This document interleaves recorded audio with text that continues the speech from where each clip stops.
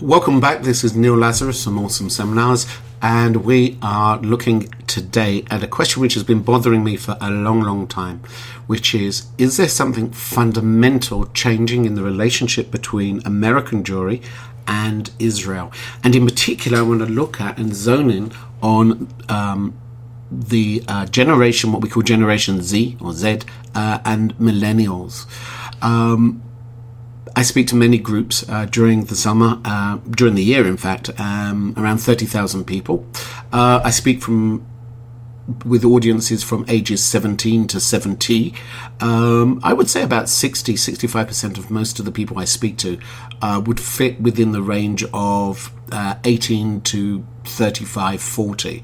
And it's interesting because the older groups I speak to are totally different.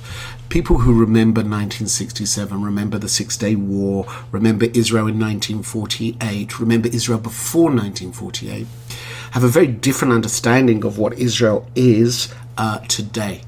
And sometimes it's very difficult for them to overcome that. I had a conversation recently where someone was still talking about the three no's. Today, the Middle East, as we've discussed in other issues of this podcast, is a very different place. The rise of Iran is seeing places such as the UAE, Saudi Arabia, Bahrain.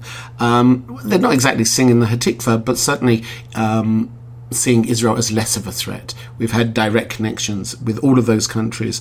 The UAE, recently, United Arab Emirates, if you're not familiar, recently did a Air Force practice with Israel over Cyprus.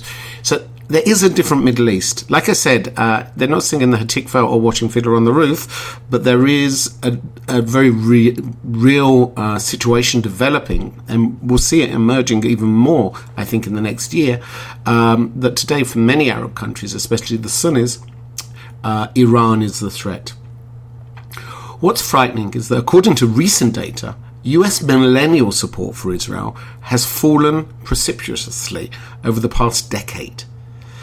Recent polls, and I'm taking the Economist YouGov poll from 2018, show that only 25%, can I say that one again in a British accent, so it must be important, 25% of American millennials aged 18 to 25 consider Israel as an ally. That's huge. 25% alone. They're the only ones who consider Israel as an ally. This marks, what I would argue, a stark contrast to overall national attitudes to Israel, which, despite continuous annual drop-off, have remained in the majority as positive. So what we're seeing in this question, is Israel losing support of diaspora Jewry, is actually the younger generation is the major problem. The older generation with that traditional outlook, like I mentioned, is not. The data seems to underscore a central theme of the current political landscape, that traditional messages used to market Israel to the United States are no longer effective. In other words, when we talk about Israel today, are we going to have to change the message? With Israeli support becoming increasingly partisan, between the Democrats and the Republicans, where Trump is seen as pro-Israel, so if you're anti-Trump, you're anti-Israel, it's important that Israeli lawmakers and image branders and activists and friends start to understand what I'm talking about today. The loss of support by millennials is crucial, because I think it's the news story which is emerging in America today. And what we may see is the rise of what I'm calling Corbynization of the Democratic Party. Lack of millennial support for the Israel state is multifaceted, and let's try and understand a little bit where it came from. Number one, I think it's fair to say that students are changing. Again, I don't know if you are a student, if you were a student, but things are different. It's weird. I did a recent training for madrachim of counselors, bringing Israel tours to Israel. These guys were like 21, 22. I remember myself bringing a tour out. And when you say to them that their kids, the people coming out on their Israel tours, age 16, for example, are different to they were only 5 years ago, it's always a shock to them. But what we generally see is, and again, it'd be interesting if any of you have got more reading on this, and I'd love to see it. Again, be in contact via my Twitter, my website, or some seminars, or on my Facebook, is every 5 years there seems to be a change in attitudes, a change in generation. It could be very much linked to social media, and we'll discuss that in a second. But certainly, students are changing. In other words, Israel, which was once seen as an underdog that all Americans were rooting for, can no longer be seen as the weak party. If you jump forward 50 years from 48, the Yom Kippur War, Israel being surrounded in 1967, all that stuff. Today, Israel represents one of the most developed states in the Middle East. It is a startup and tech giant, and it is strong. It has probably the most powerful air force in the Middle East today. So, supporting the underdog, that's not Israel, that's for sure. Now, wars are one thing, but when you take the human casualties which are involved, civilian casualties, particularly in the situation in Gaza, the situation becomes even more complex. And one poll I saw was that a whopping 29% of millennials blamed the conflict on Israel, as opposed to only 21% who blamed the conflict on Hamas. It's important. Israel today is seen as the aggressor by a new generation, which is generally more liberal. And again, this, if we want to put cause number 2, the partisan divide is becoming increasingly important. In the past, US support for Israel, a monumental Middle Eastern ally, transcended party affiliation. It didn't matter whether you supported the Democrats or the Republicans, AIPAC was your base. Today, current declines in Israel's support among millennials can be condensed into simple patterns. For those who are against Trump, they are more likely to also be more critical of Israel and its policies, especially towards the Palestinians. Issues such as Israeli military strikes on surrounding Arab countries, i.e. Syria, are perceived as land grabs. Israel is seen as the aggressor. The long-term implications of what I call the Trump effect are not yet clear. Data indicates that Israel may need to change its message, and quickly, if it wishes to repair its relationship with a future generation of Americans. There are certainly signs that millennials are starting to look in other directions other than Israel. As a presenter on Birthright, we've seen some of the numbers gone down in roll-up. Now, again, the issue, I think, is overplayed in many ways. All I can tell you is Birthright is strong. It is an amazing program. But they did see a downfall last year of around 7 to 10% of sign up. Then maybe other reasons behind that. People seeing not an urgency. Now the age group has been extended to 30-32. And I think that often the headlines and the anti-Israel poses of places like Haaretz are quick to grab and throw out numbers. They were throwing out numbers such as a 20 to 50% decline in Birthright sign-ups. Simply not true. But I think that we can see an enthusiasm to visit Israel is an indication of perhaps a decline in support. We also have, like I said, the Trump effect. J Street, and I'm interested to speak to anyone on J Street. I'm happy to reach out to you there if you want to approach me for an interview. But I think J Street plays an important role, especially in the student agenda. For those of you not familiar, J Street is a liberal non-profit organization that seeks to end the Israeli-Arab conflict by influencing American leaders. Though the organization bills itself as pro-Israel, is its detractors say differently. They point to the liberal advocacy groups positioning themselves on campuses in support of a pro-Palestinian state, and often are very critical towards Israel. Many Jews are starting to play with what's called J Street U. This branch works to promote the group's pro-Palestinian philosophy across university campuses. We spoke in other podcasts to Stand With Us, and they were talking about activism on campus. J Street is interesting because it pushes very much a Palestinian agenda. It's often very critical of Israel, yet under the guise of being pro-peace, pro-Israel. I'm interested to hear what you think about J Street. Let me know. But it's out there, and I think it's influencing, unlike, say, 10, 15 years ago, the discussion much more. What are the solutions? I think there's a number of things. First of all, we need to find language that works to a younger generation. And what do I mean by that? People do things so badly.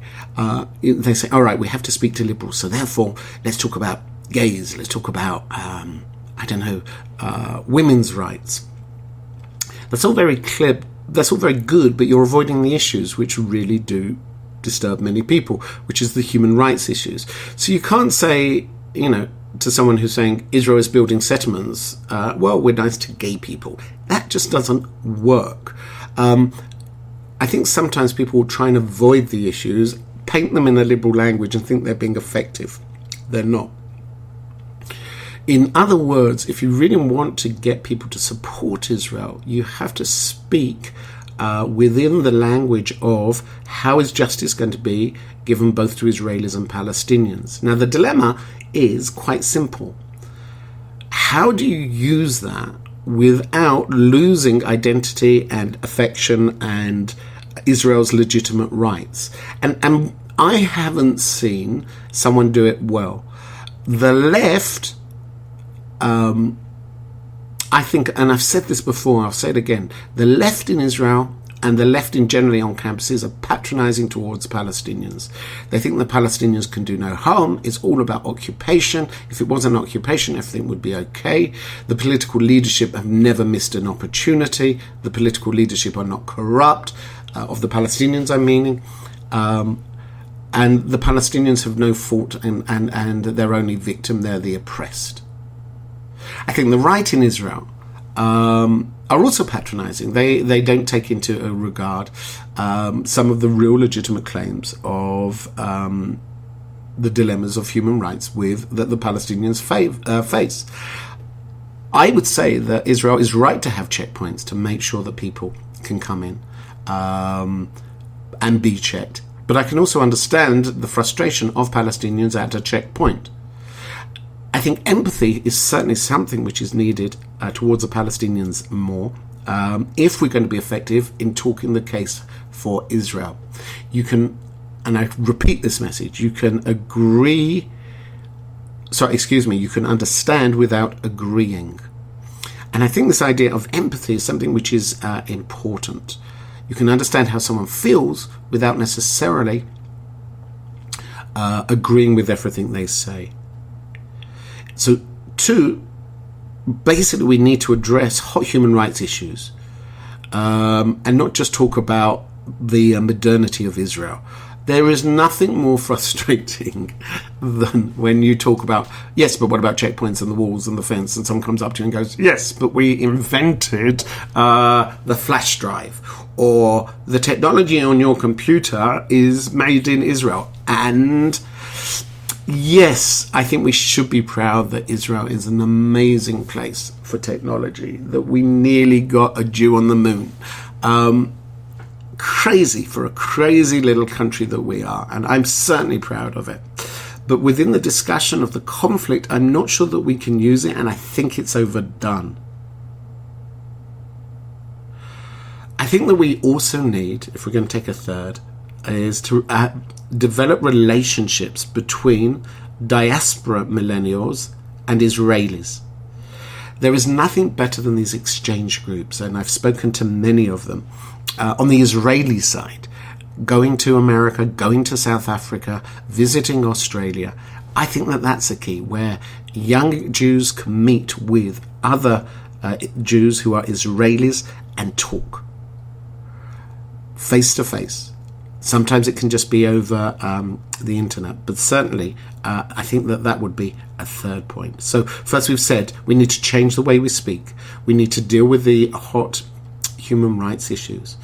And thirdly, or fourthly, whatever, I was never good at maths, we need to increase internship opportunities.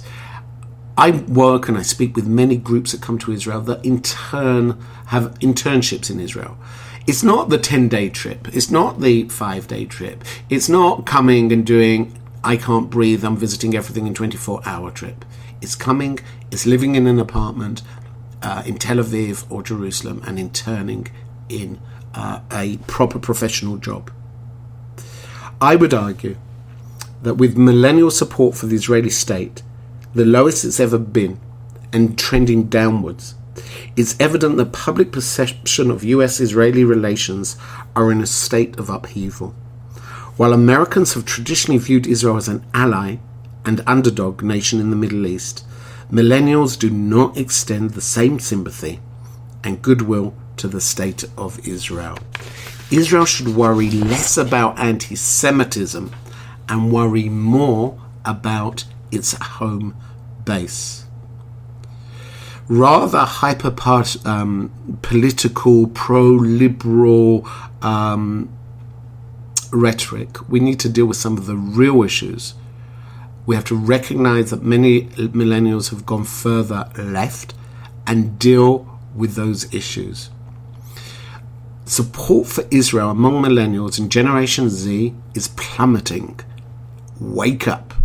If you're in denial, you're probably the same people say the weather isn't changing.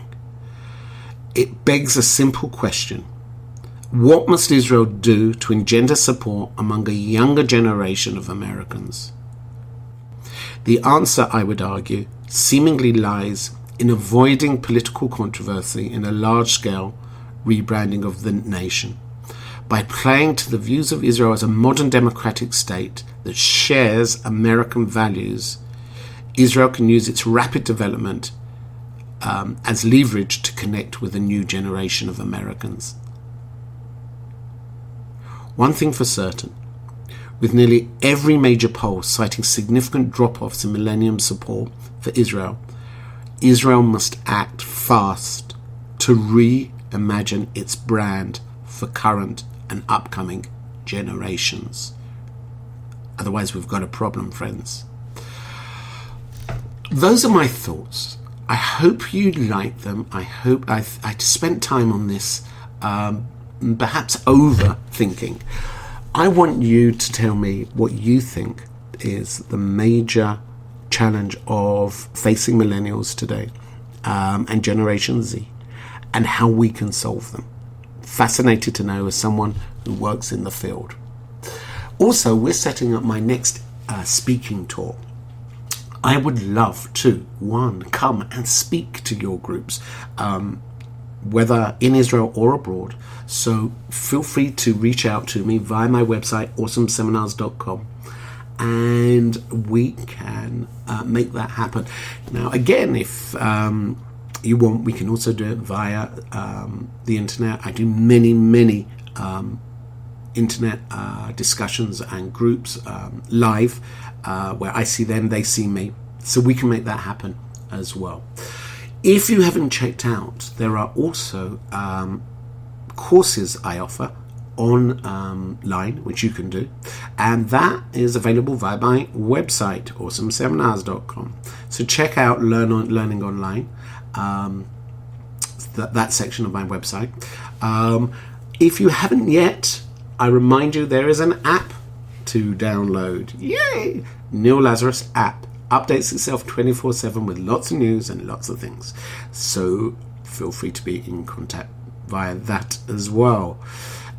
Next time, when I see you either in Israel or on your home base, until next time, thank you for joining. I hope that posed some questions. No, it was a bit heavy, but I think we can solve the problem. Because at the end of the day, Israel is a dynamic, exciting, young, adventurous country. Thanks. You're listening to Middle East expert and keynote speaker Neil Lazarus, live from Jerusalem. If you like this, why not invite Neil Lazarus to speak at your synagogue, church or school? Check out his website, awesomeseminars.com. Neil Lazarus, educating, motivating, challenging.